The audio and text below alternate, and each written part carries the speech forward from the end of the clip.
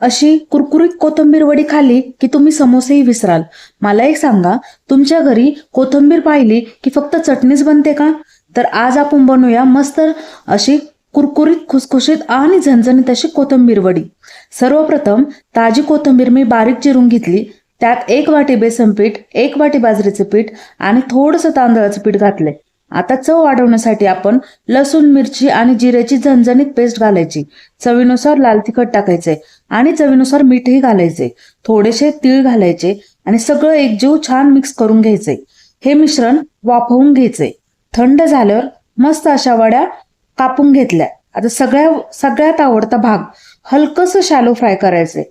अशी सोनेरी, खुसखुशीत आणि कुरकुरीत कोथिंबीर वडी तयार झाली आहे. एकदा खाल्ली की पुन्हा खावीशी वाटेल. तुम्हाला रेसिपी आवडली असेल तर नक्की भाग्यश्री कुकिंग या रेसिपी चॅनलला सबस्क्राईब करा. थँक्यू.